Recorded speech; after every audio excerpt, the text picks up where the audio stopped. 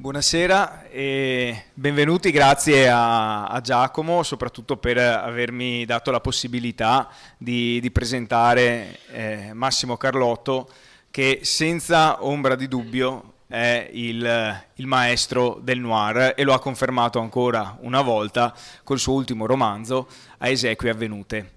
E un romanzo che cade in una data importante perché sembra di no, ma il tempo passa e l'alligatore compie 30 anni. Quindi la prima domanda che faccio a Massimo è: come sta l'alligatore adesso e quanto è cambiato in questi 30 anni? Buonasera a tutte e a tutti, grazie di essere qui per questa chiacchierata insieme a Stefano Cosmo sul mio romanzo. Sono trascorsi 30 anni, appunto l'alligatore quest'anno 1995-2025, 30 anni, ed è, mi hanno detto, il secondo personaggio più longevo della storia del romanzo poliziesco italiano. Il primo è sicuramente Sarti Antonio di Loriano Machiavelli. Loriano Machiavelli è il decano, il padre di tutti noi, se non lo conoscete è un grandissimo autore bolognese, va per la novantina ed è assolutamente in forma. L'alligatore è invecchiato perché io ho deciso di farlo invecchiare fin dall'inizio. Io non ho mai creduto nella concezione americana dei personaggi sempre uguali a loro stessi, ed è il mondo che cambia intorno ai personaggi. Io ho sempre invece creduto che sia importante che il personaggio possa affrontare il tempo che racconta attraverso l'esperienza e la memoria, e quindi qualcosa di fortemente sedimentato proprio nella sua psicologia. E questo ha fatto invecchiare l'alligatore, che adesso all'inizio, 30 anni fa nel primo romanzo c'erano ancora le cabine telefoniche, non c'erano i cellulari, adesso invece il mondo è completamente cambiato. All'epoca aveva poco più di 30 anni, adesso ne ha poco più di 60. Beniamino Rossini, che è un po' più anziano, ne ha fra i 65 e i 70. E quando con questo romanzo i lettori se ne sono resi conto, si sono spaventati. Hanno detto: stai calmo, non esagerare. Però io ho anche spiegato che io sono l'autore e faccio quello che voglio e che avranno tra i 60 e i 70 anni da qui all'eternità. Ci fermiamo qua, insomma, mi interessava che avessero questo sguardo maturo sul mondo. Allora adesso vi svelo un segreto, tanto siamo tra pochi intimi. E ogni volta che esce un romanzo di Massimo io prendo tutto quello che ho scritto o che sto scrivendo, no, e lo getto fuori dalla finestra. Perché dico: questo è un noir, io guardo quello che ho scritto e dico: no, assolutamente. Da quanto mi è piaciuto questo, a sto giro fuori dalla finestra ci stava finendo anche la scrivania, solo che la finestra era troppo piccola, non ci passava, e quindi mi sono accontentato, insomma, del manoscritto.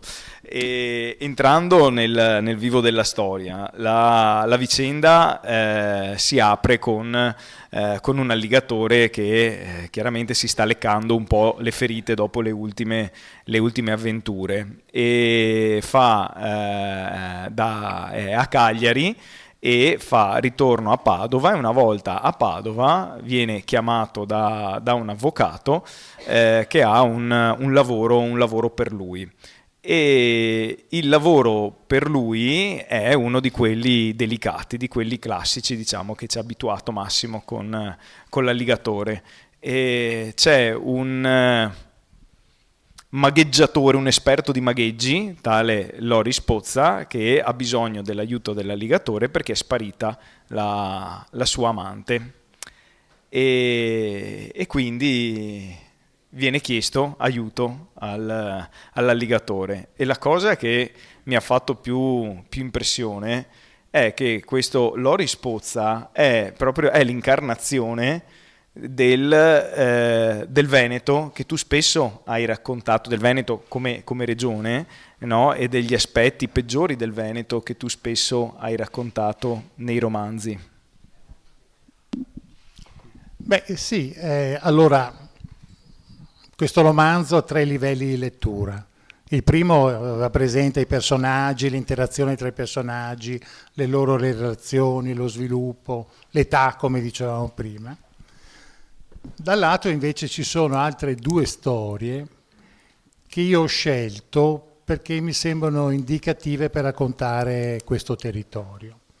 Una riguarda la presenza della mafia ucraina nel territorio, il secondo invece è sempre una cosa a cui sono molto affezionato dal punto di vista del racconto, è la cosiddetta criminalità economica. Questa ombra che c'è di oggi, la notizia che l'evasione fiscale in questo paese è di 100 miliardi di euro e il Veneto invece si è sempre distinto per evasione fiscale, è molto alto da quel punto di vista. Tanto che secondo me c'è stata una sorta di modificazione antropologica negli anni, per cui all'interno della società veneta, anzi la allarghiamo al nord-est, si è creata una sorta di blocco sociale di persone che non hanno mai avuto a che fare con la marginalità, sono perfettamente inserite nella comunità, hanno la fedina penale pulitissima, votano,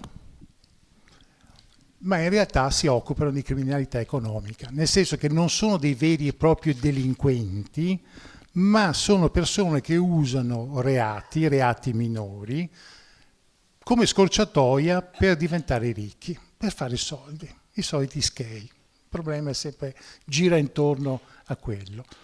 Però è interessante perché tutto questo si incastra all'interno di un sistema economico ben preciso, che è figlio della famosa locomotiva del nord-est che tanto ci aveva appassionato anni fa, che era basata anche su una sorta di illegalità, cioè l'evasione sistematica delle imposte, il lavoro nero di quei migranti che a un certo punto non abbiamo più voluto, il traffico illegale di rifiuti, no?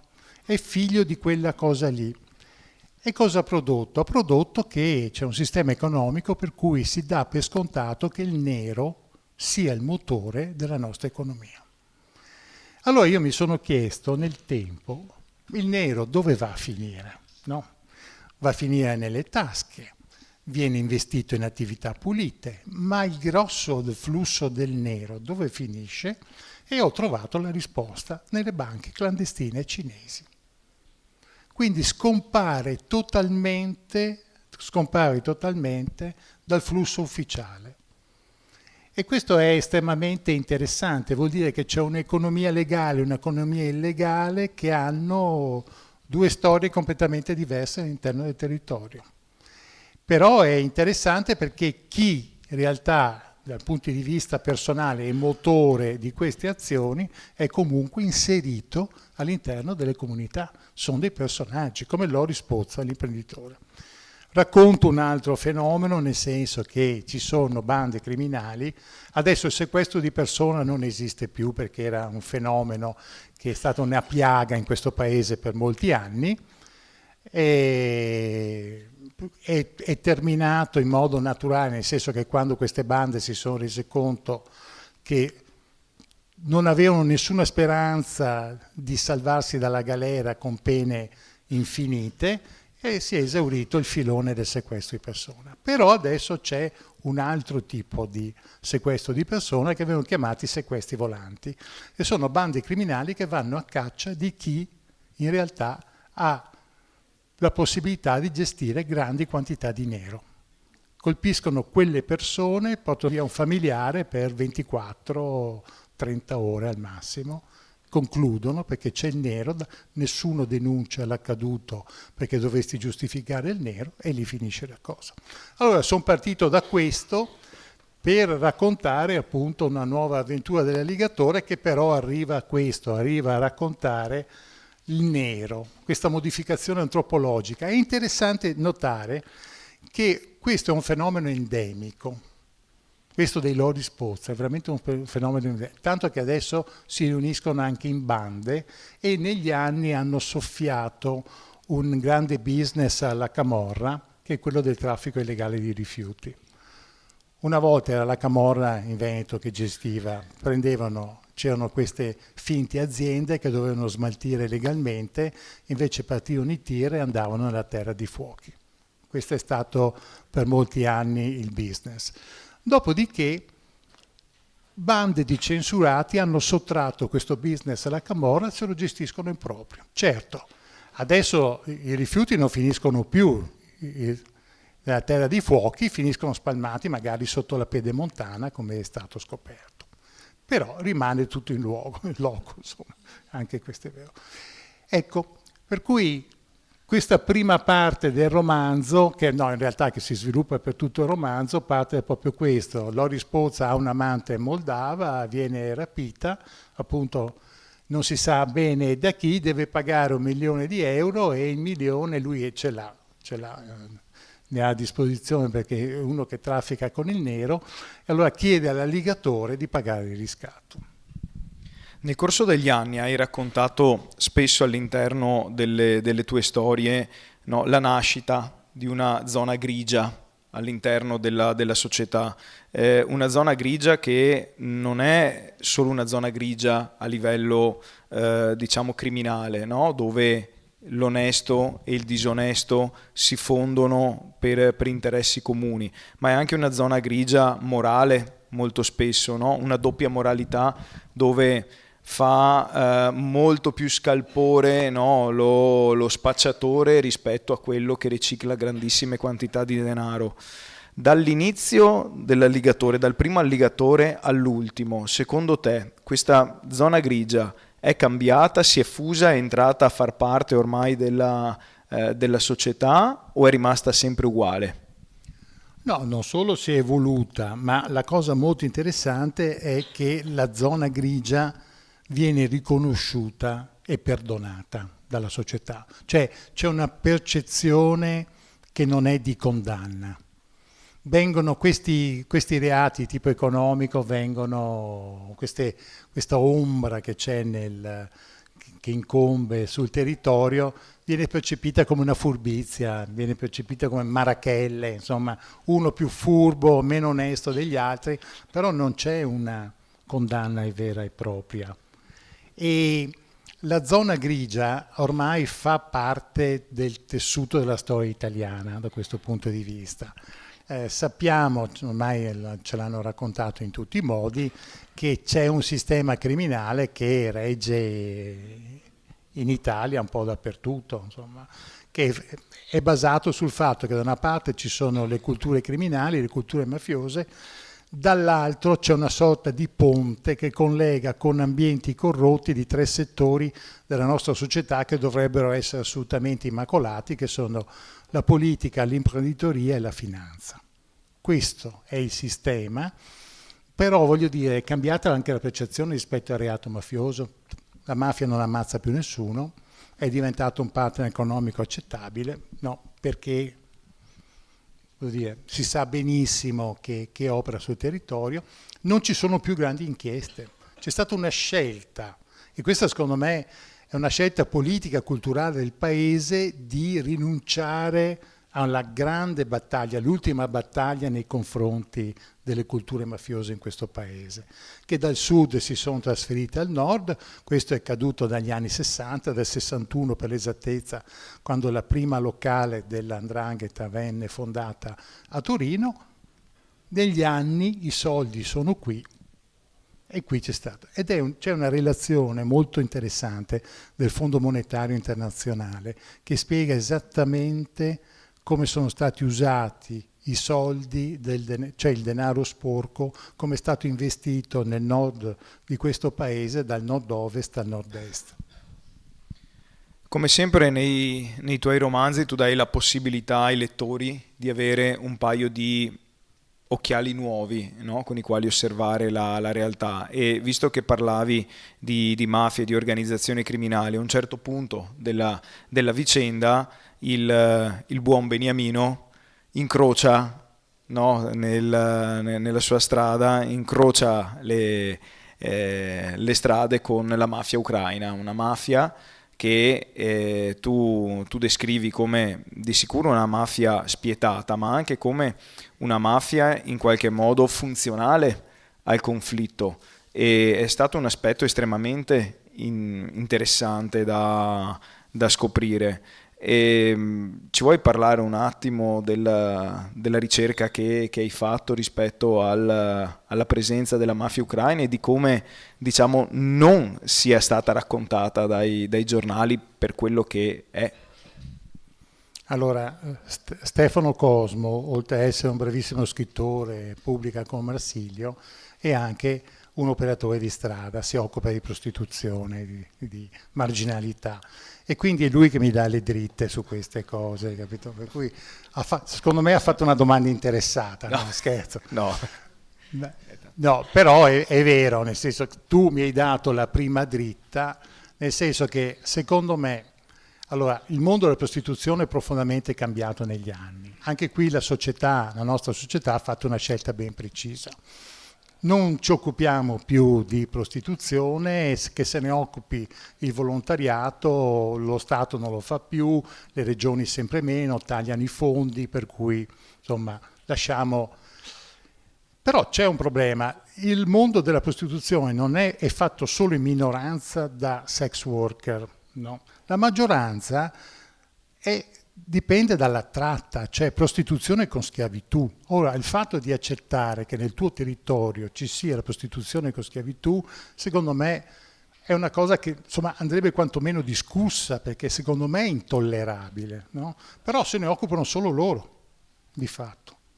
Non se ne occupa nessun altro e quindi non riesce a fermare il fenomeno perché le ragazze non denunciano, le donne non denunciano perché hanno i parenti a casa e la mafia ucraina allora si rifà sui parenti, quindi non c'è neanche questo meccanismo della possibilità di denunciare lo sfruttamento per prostituzione e quindi è un mondo così.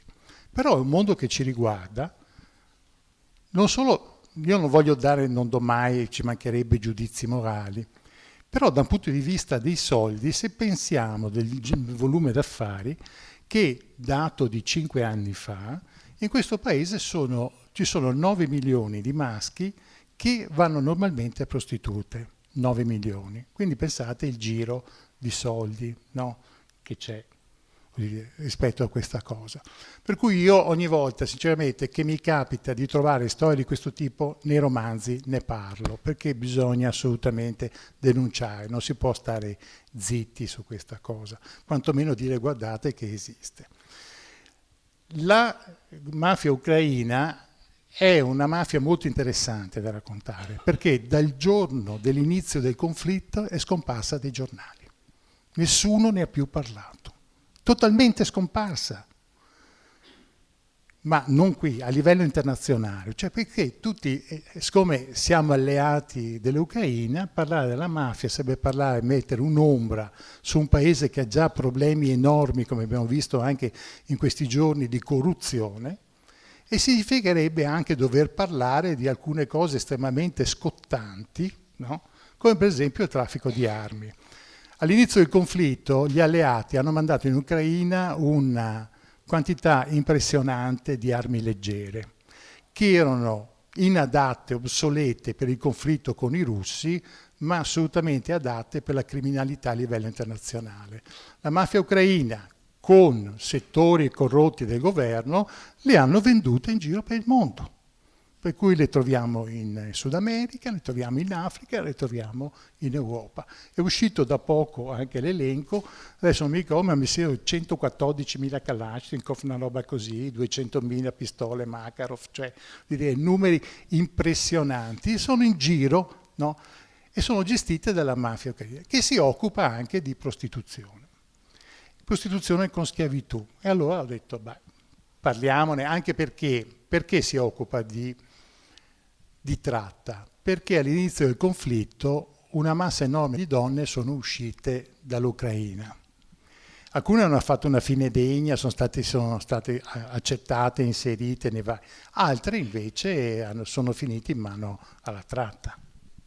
Infatti il lato oscuro della guerra, quello che spesso non viene denunciato, è proprio questo, no? Se noi guardiamo dietro ogni conflitto ci sono enormi guadagni da parte delle organizzazioni criminali con la tratta che ricordo insomma per chi non lo sapesse è il reclutamento attraverso forme di inganno di persone con lo scopo di portarle in un altro paese e sfruttarle, no? Ad esempio nella prostituzione, e quindi si inserisce perfettamente dentro i fenomeni di migrazione. E quello che ha fatto Massimo è stato raccontarlo per quello che effettivamente è la realtà, perché da parte della mafia ucraina c'è stato un modo di agire che era avanti rispetto ad altre organizzazioni, nel senso che si sono ben guardati da riempire le strade e hanno scelto il chiuso, e Massimo lo racconta molto bene nel romanzo, no? Nei locali, perché nei locali sono molto più, no? Molto più isolate, difficilmente raggiungibili. Però la mafia ucraina che descrivi tu si becca le prime due voci dei maggiori introiti delle organizzazioni criminali, quindi traffico di armi, no, tratta, e di conseguenza ha una mole di denaro lo stesso impressionante da gestire, che va a gestire tramite insomma i circuiti che hai descritto prima. Quindi il tuo romanzo ha due linee narrative, ma che in realtà sono lì, che si guardano, che si toccano spesso. Sì, scusa, e mentre stavo scrivendo il romanzo, a un certo punto ho detto, ma hanno delle attività che sono molto consolidate, che perfino uno scrittore ci arriva a scoprirle, quindi evidentemente anche le forze dell'ordine, no, sono a conoscenza. Poi vai a vedere e a livello europeo non c'è stata nemmeno un'inchiesta, ma magari ci sono le inchieste, di sicuro non ci sono azioni dirette delle forze dell'ordine contro la mafia ucraina. Insomma, mi sembra che sia abbastanza protetta, sempre per proteggere, insomma, questa idea di conflitto. A proposito di conflitto, tu sei sempre stato un grande analista e teorico del noir. Secondo te il conflitto sociale che spesso hai portato all'attenzione con i tuoi romanzi, con riflessioni che hai fatto nei quotidiani a livello nazionale, il conflitto sociale ha ancora un ruolo strategico all'interno della società, oppure è un po' latitante, diciamo? Ma sai, è una fase molto particolare con grandi tensioni a livello internazionale. C'è una crisi del paese profondo, stiamo conoscendo una povertà di massa per la prima volta nella storia, stanno cambiando i parametri, stanno cambiando i codici.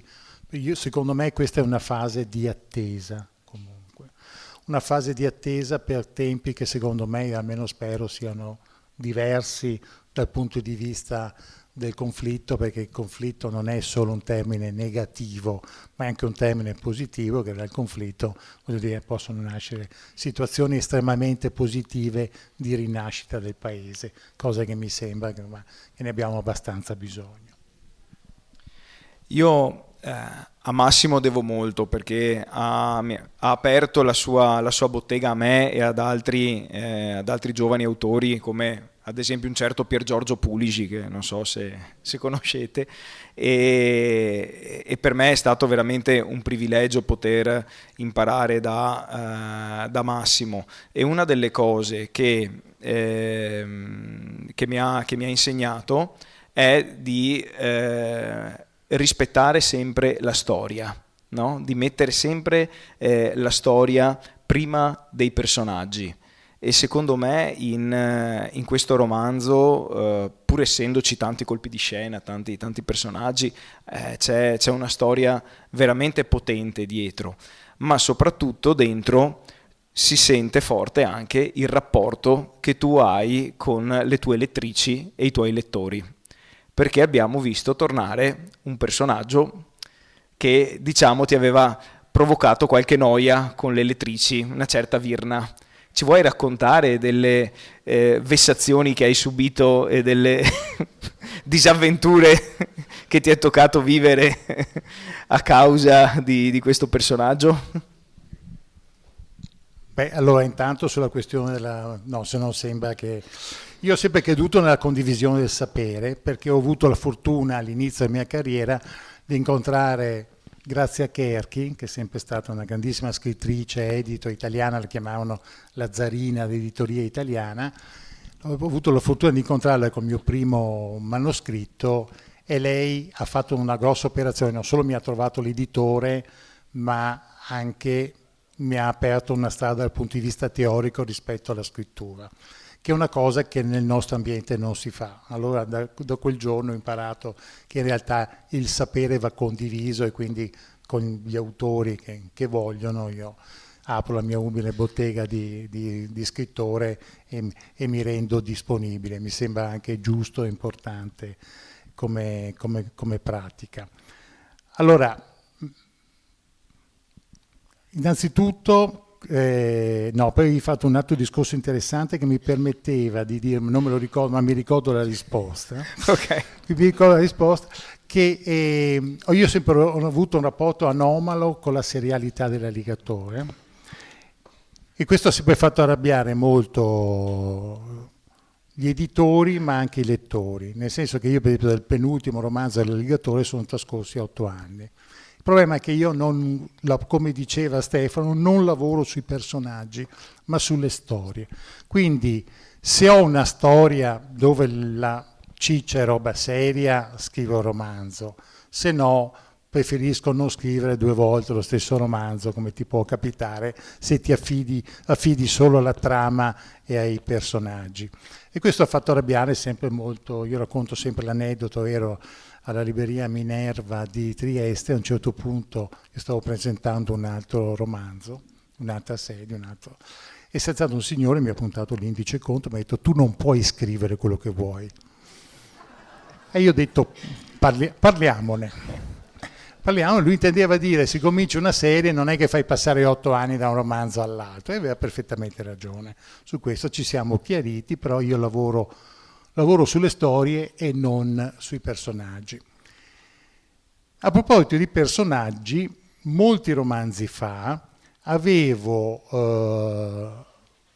fatto un ragionamento proprio da maschio, sbagliato, sul rapporto tra l'alligatore e la sua prima fidanzata, la fidanzata storica che era Virna.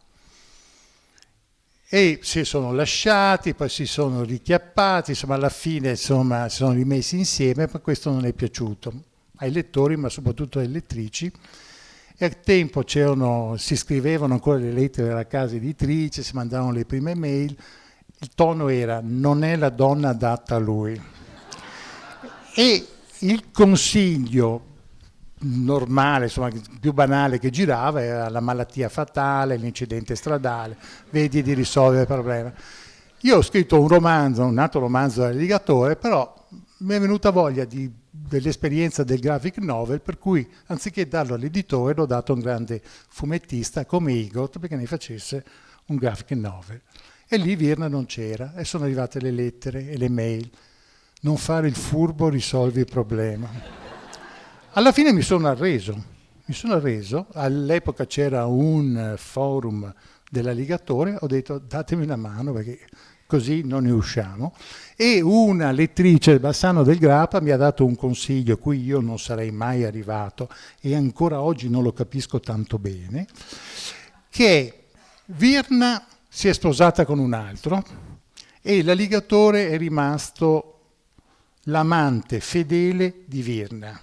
Tutte contente, è andata benissimo, si è risolta la cosa, io non l'ho ancora capita bene, come vi dicevo, però questo dopo anni mi ha permesso di riprendere, di portare in questo romanzo questo personaggio che io amo moltissimo, appunto Virna, e l'alligatore fa apposta a incontrare, ho dovuto sottolineare ben 2 volte che si era separata, che nel frattempo si era separata, e quindi era libera, e quindi c'è stato questo incontro, un nuovo incontro, vediamo come è andato a finire poi. Beh, te la sei cavata egregiamente secondo me, se non sono arrivate mail, messaggi, No, così. Anzi. Ecco, allora diciamo l'abbiamo risolto questo problema, ecco. E in questo romanzo però parli anche di famiglia, perché ormai l'alligatore, no, Beniamino e Max sono diventati una famiglia e li hai mandati a vivere sui colli, hai cambiato un po', erano sempre stati a Padova, questa volta invece hanno fatto una scelta diversa e sono sempre loro, sempre con le loro passioni. Beniamino è sempre lanciato anche lui appunto nella lotta contro la tratta perché ha le sue regole, però insomma sono molto più famiglia rispetto agli altri romanzi. Che effetto ti ha fatto, insomma, vederli? Cioè, come sei arrivato alla conclusione di dire ok, adesso li prendo, li sposto da Padova e li faccio vivere definitivamente insieme? Perché essendo invecchiati anche loro guardano a un futuro e hanno paura di star soli o, Ma io sono o per altri rimasto, motivi? ma io sono rimasto molto stupito che questo sia stato uno degli elementi che più ha interessato i lettori. Moltissimi, per esempio, ho fatto un incontro con i blogger, un incontro chiuso perché così potevamo spoilerare, e la cosa che interessava di più era questo aspetto di questa famiglia, questa strana famiglia altra, chiamiamola. Per me è assolutamente naturale, nel senso è la storia di tre amici che hanno passato i 60 e vanno a vivere insieme. Così? Ma perché no? Voglio dire, lo sta facendo un sacco di gente in giro per il mondo, per esempio vicino a Barcellona, in Catalogna, ho visto proprio che stanno nascendo comunità di questo tipo, di gente che si stima, si vuole bene e condividono un pezzo no, di questa grande avventura che è dai 60 in poi, no? E che è un'avventura dal punto di vista esistenziale, ma è una cosa, voglio dire, molto bella secondo me. E questo anche perché io noto, almeno ne sono molto convinto, che, insomma, che la famiglia tradizionale scricchiola, no? Famiglia tradizionale o hai fortuna ed è una famiglia che funziona alla grande, ti dà grandi soddisfazioni, se no la famiglia tradizionale può anche rivelarsi una trappola infernale, no? Come molto spesso succede anche con le coppie, insomma, cioè, è un problema, no? Nel senso che secondo me in questa società l'individuo vive veramente una vita complicata, è sempre più complicata l'esistenza, per cui trovare forme di nicchie di sopravvivenza, no? Dove poter sfangarsi la vita in altro modo e vivere, cercare serenità, condivisione, secondo me è la vivo naturalmente questa cosa, nel senso che mi sembra molto naturale. Allora l'ho fatto anche con i miei personaggi, l'ho fatto appunto così senza pormi il problema e adesso hanno comprato una cascina sui colli Ugani, vivono lì più o meno serenamente, ma hanno questo, non solo, ma stanno anche allargando la cosa, infatti già lettori mi chiedono ma chi verrà a vivere adesso nel prossimo romanzo, chi C'è ci la sarà? diatriba della porcilaia, no? Di Esattamente, come perché stanno restaurando la porcilaia, quindi lì diventerà un'altra casetta e quindi ci saranno un'altra serie di situazioni. Però, no? È incredibile come la forma romanzo, no, dia possibilità e spazio, no, per una marea di riflessioni intorno alle cose. ma anche l'affetto, cioè la dimensione familiare con Beniamino che riprende l'alligatore perché non può più bere, perché ormai il tempo è passato anche per lui, il fegato ha dato e quindi la dimensione familiare si sente forte anche nei loro rapporti. Infatti anche questo ha stupito molto, mi dice, ma come Eh, l'alligatore l'alligatore, è sempre stato uno sbevazzone. Beve Calvados, il ricordo di una donna che l'ha abbandonato in Normandia, oppure il cocktail dell'alligatore a base, inventato da un barman cagliaritano, sempre a base di Calvados. Adesso beve meno, no? E tutti dicono, ma perché beve meno? C'ha più di 60 anni, a un certo punto ti dai una calmata, bevi via, e anche perché, secondo me, è arrivato il momento in cui c'è una sproporzione proprio pubblicitaria, ma proprio quasi una propaganda di massa a favore dell'uso dell'alcol in questa società, che una volta non c'era, oggi proprio lo individui immediatamente, l'alcol non fa bene. C'è poco da dire. Non puoi consumarlo così, non puoi bere spritz tutta la vita, 2 o 3 al giorno, perché non funziona. Eppure il messaggio pubblicitario sarebbe quello. Quindi parlare nel romanzo anche di bere responsabile, insomma, secondo me è una cosa positiva. Di sicuro. Una cosa che volevo chiederti riguarda un po' anche il passato, no? Cioè tu sei sempre stato un grande teorico anche del noir e hai portato un certo Jean-Claude Izzo nel panorama italiano, no?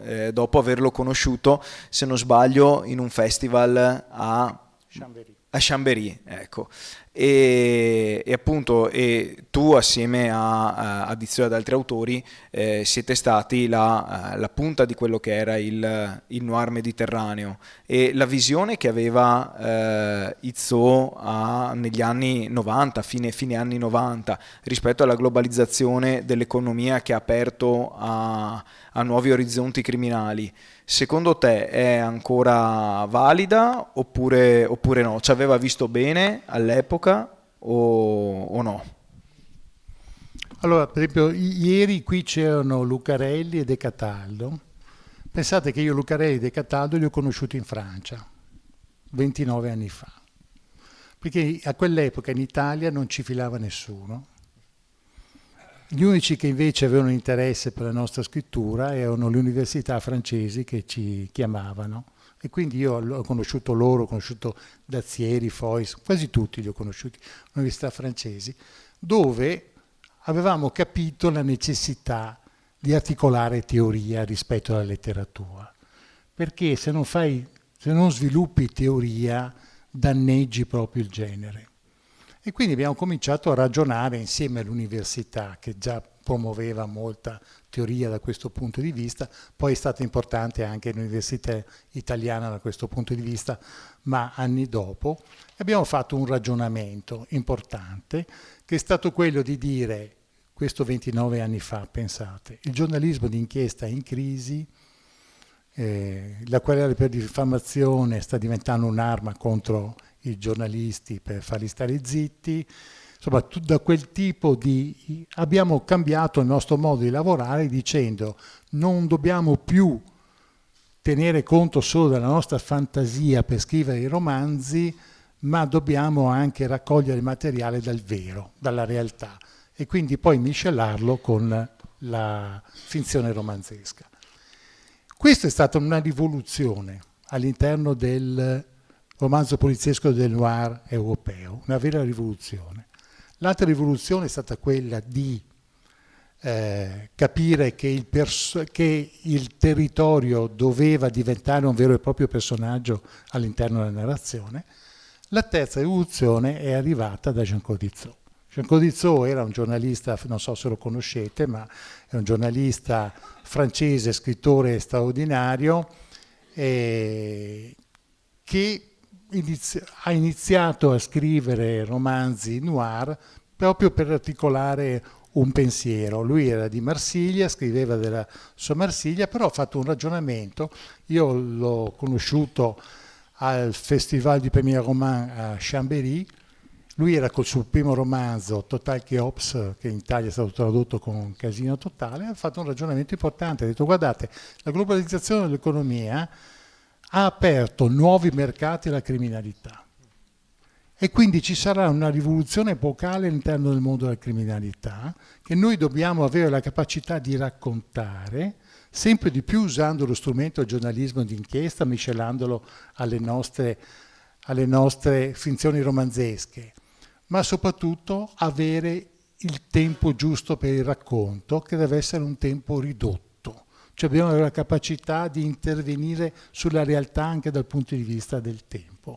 Questo è stato estremamente importante.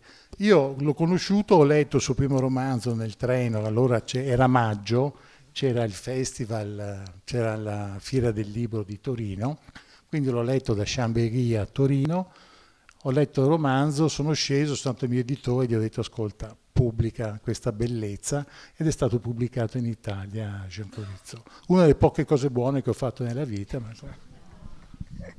Ma il confronto tra autori di cui hai appena parlato, no? Che iniziato all'estero ma poi proseguito anche qui in Italia, c'è ancora secondo te adesso oppure c'è necessità di riprenderlo in mano? Perché l'impressione che ho avuto io è che ultimamente, cioè, ci sia stato un periodo dove c'era un confronto molto vivo, appunto con gli autori che hai citato tu come protagonisti, dopo però si è un po' perso, si è un po' arenato, non so se condividi questa analisi. No, tra i vecchi c'è ancora, nel senso che ti incontri nei festival, discuti degli elementi. Il problema è stato il cambiamento all'interno del mondo della cultura italiano. Una volta c'era un vero e proprio mondo della cultura, poi si è trasformato in industria culturale, per cui tutte le articolazioni teoriche all'interno si sono sfilacciate. Quindi non esiste più perché è una questione di industria, proprio di produzione di romanzi. È cambiata anche la figura dell'autore. Una volta c'era l'autore, aveva un peso all'interno della casa editrice perché veniva fatto crescere, eccetera. Adesso nella logica dell'industria l'autore è diventato un fornitore di prodotti, fornisce un prodotto, il prodotto viene processato quando il libro esce e dopodiché finisce e l'autore deve fare altro, no? È cambiato completamente quel mondo lì e ormai lo facciamo tra persone che si riconoscono, che si stimano. Noi lo facciamo, insomma, quando ogni volta che ci incontriamo ne parliamo perché non vogliamo perdere le buone abitudini. Accidentalmente a cena anche ogni tanto, ma sono cose che capitano, ecco. A sostegno di quello che dicevi, ho guardato alcuni dati sulla cultura e giusto per infondere un po' di ottimismo, per ogni euro speso in cultura adesso ne vengono spese 10 per spese militari. Questo è il confronto Vabbè, che ho visto. questo. Ecco.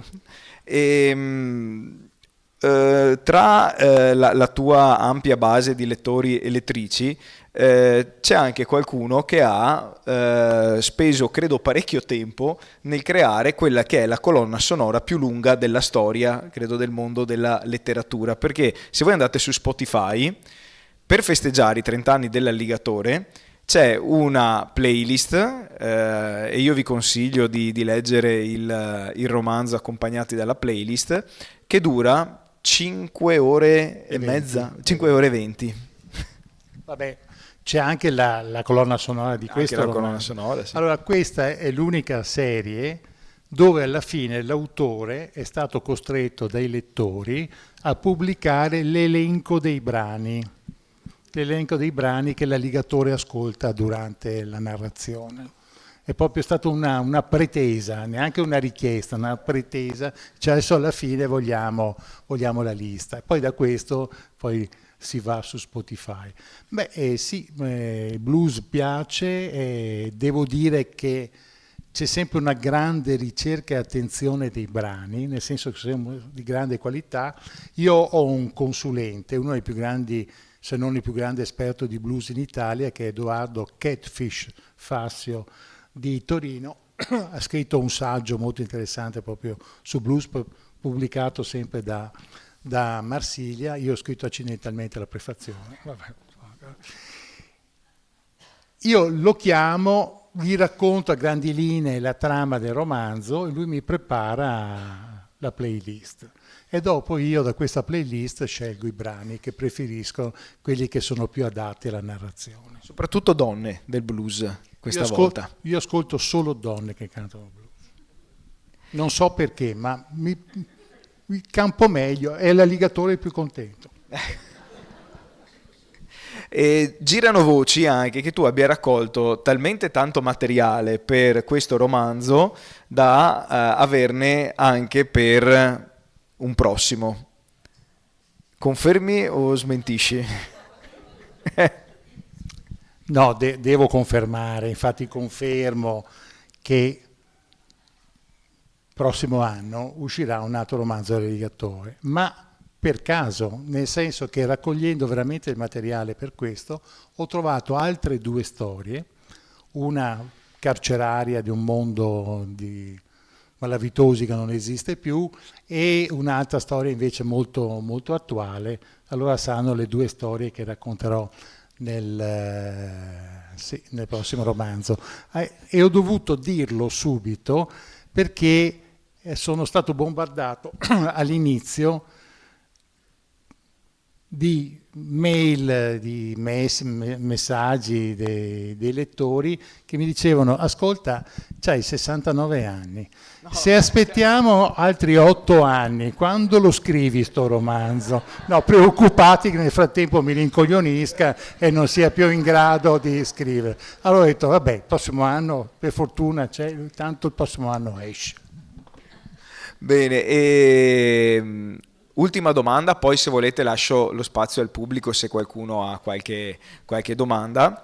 Per festeggiare sempre i 30 anni dell'Alligatore, hai fatto una collaborazione molto bella assieme ad alcuni personaggi del libro che in realtà sono amici tuoi della vita reale come Maurizio Camardi e c'è un reading che sta girando con Andrea Pennacchi.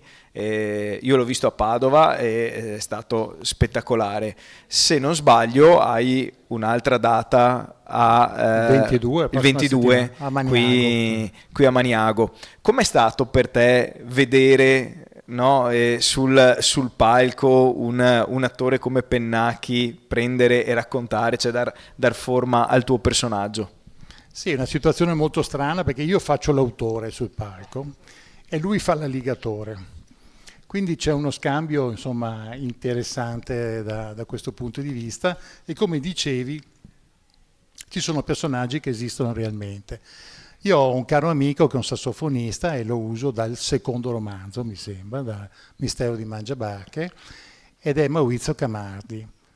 L'ho raccontato nel primo romanzo di cui ho scritto di lui, come esperto di belle donne, no? E questo gli ha cambiato la vita. Gli ha cambiato la vita perché lui va in giro, fa il suo mestiere, suona il sassofono, e va in giro, suona. Alla fine c'è sempre qualcuno, ma da anni oramai, che va lì e gli chiede: scusi, ma lei è Maurizio Camardi, quello dei libri di Carlotto? E lui dice sì.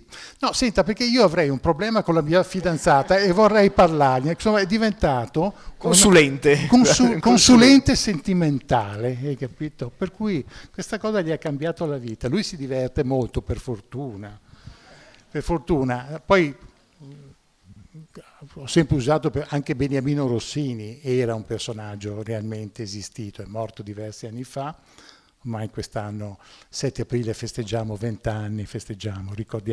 anni che è mancato, però era un personaggio straordinario perché era sempre stato un grande contrabbandiere, poi è stato un rapinatore, ma un rapinatore di quelli gentili di un tempo. Una volta ha fatto una rapina a gioielleria a Milano e la commessa si è sentita male ed è svenuta. Allora lui, preoccupatissimo, è tornato 2 giorni dopo con i fiori e i cioccolatini, solo che la commessa non ha capito, è svenuta un'altra volta. Era un tizio che aveva, un personaggio che aveva tutti questi aneddoti, e allora a un certo punto gli ho detto: ascolta, mi piacerebbe usarti come personaggio della serie di romanzi che sto cominciando a scrivere. Lui dice: va bene. Quando usciva un romanzo dell'Alligatore, lui riempiva il cofano della macchina di copie e li distribuiva all'entrenese di tutti i nightclub del nord-est. Quindi io, come grande risultato professionale, sono stato l'autore più letto dall'entrenese in Italia. È un primato mica da ridere questo. Io lo metto sempre nel curriculum. Ci sono domande? C'è una domanda qui, un attimo che le allungo. Forse le conviene venire qua perché non ho abbastanza. Buonasera. Le chiedevo questo. Lei traduce dei contenuti politici molto forti, molto puntuale in letteratura una forma specifica del noir. Le chiedevo, diciamo, questa operazione culturale a suo avviso ha un effetto sinergico, cioè la capacità di amplificare l'importanza, diciamo, di queste tematiche rispetto a altre forme comunicative che possono essere la saggistica, il giornalista d'inchiesta che ha citato anche lei prima. E quindi complessivamente, ad esempio, se è in grado di raggiungere un pubblico più ampio rispetto a quello che può essere raggiunto con gli strumenti tradizionali, inteso come capacità di sviluppare attenzione e senso critico sulle problematiche che lei affronta. Grazie. Lì c'è una scelta all'inizio, no? Nel senso che il noir è sicuramente letteratura politica, letteratura morale, no? Letteratura sociale, quindi lo sguardo dell'autore è essere molto nitido, per cui c'è proprio il punto di vista politico, è molto chiaro. Modifica, è in grado di modificare, è diretto ai lettori. I lettori a volte condividono quello che dico, altre volte non lo condividono. Lo spettro dei lettori è molto ampio da questo punto di vista, no? Io per esempio non ho un buon rapporto con il mondo istituzionale che si occupa di repressione del crimine e giustizia, però ho molti lettori che lavorano in quel settore lì, che non condividono il mio punto di vista, però condividono in maniera generale lo sguardo.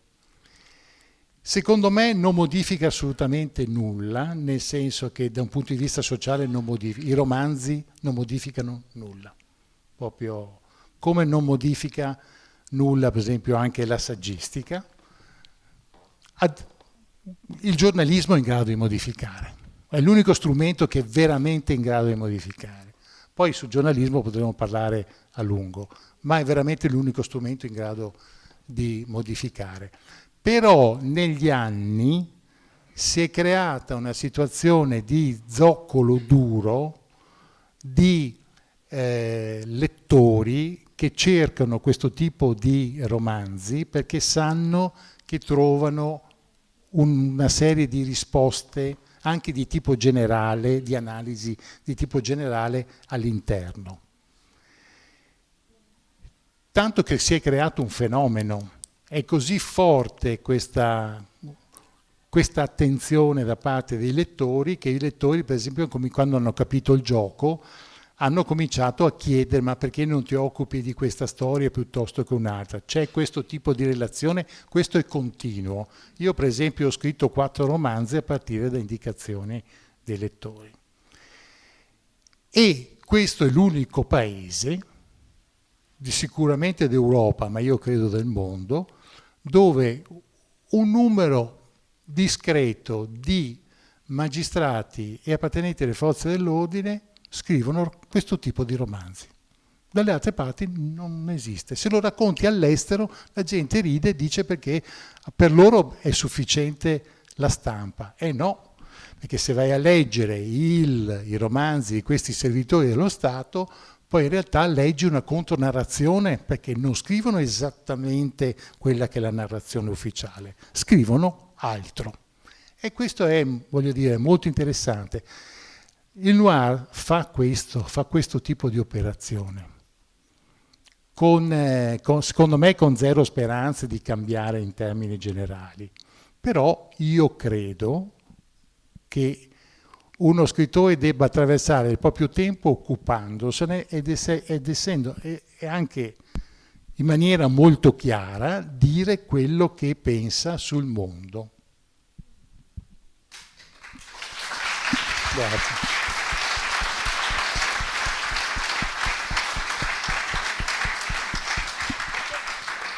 C'è un... Sì. Spesso nei tuoi romanzi parli molto male dei giornali e dei giornalisti. Perché?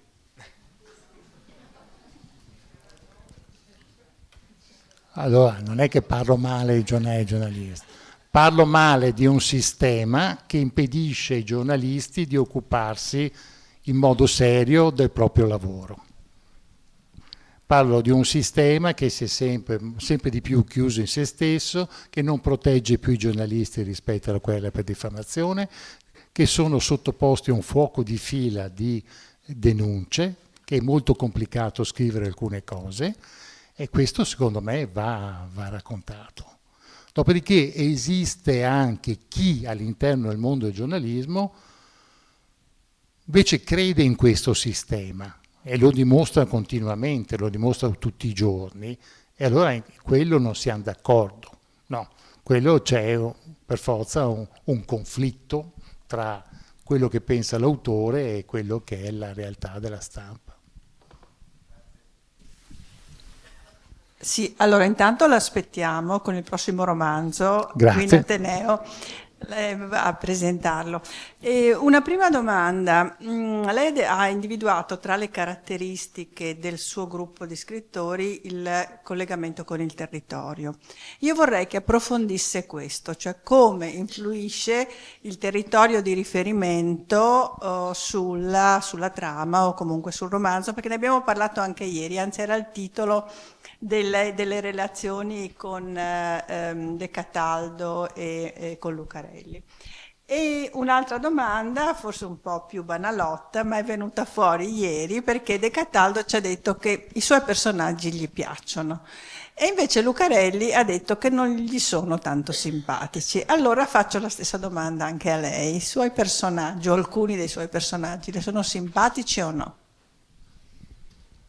Parto immediatamente da questa, sì, alcuni sì. Se devo scrivere Giorgio Pellegrini mi alzo la mattina non esattamente in forma, cioè mia moglie se ne accorge subito, dice devi scrivere i Pellegrini oggi.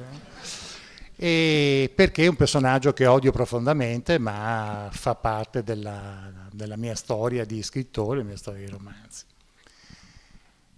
Invece con gli altri personaggi ho rapporti molto intensi. Per esempio sono passati 8 anni ma non ho avuto nessun problema a riprendere l'Alligatore e i suoi amici perché li ho sempre avuti in giro. L'Alligatore lo incontro spesso, viene a bersi un po' di Calvados, gira per lo studio, si lamenta se non scrivo di lui. Sono cose tra scrittori e personaggi, insomma, funziona così. Però mi sono simpatici, ecco, in genere. Allora, il territorio già molti anni fa abbiamo pensato di trasformarlo in un vero e proprio personaggio. Perché?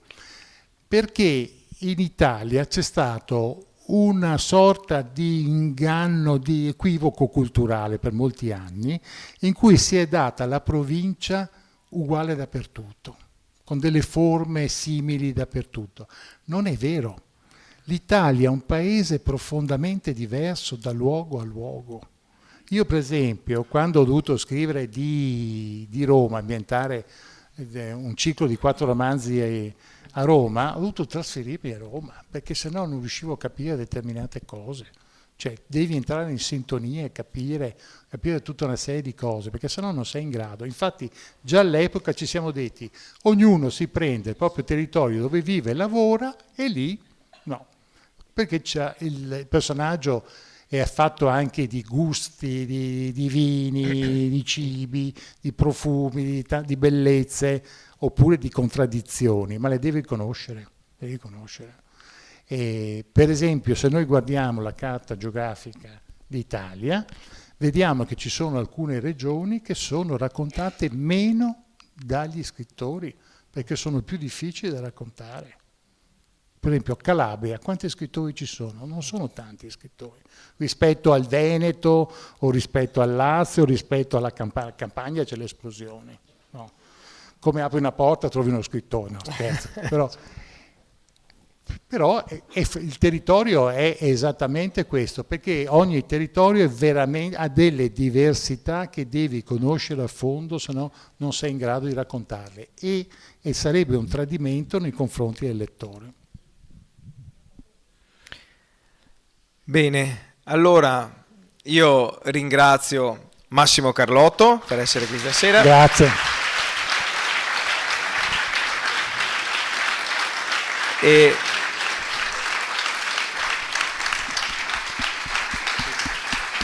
Grazie. E Stefano Cosmo.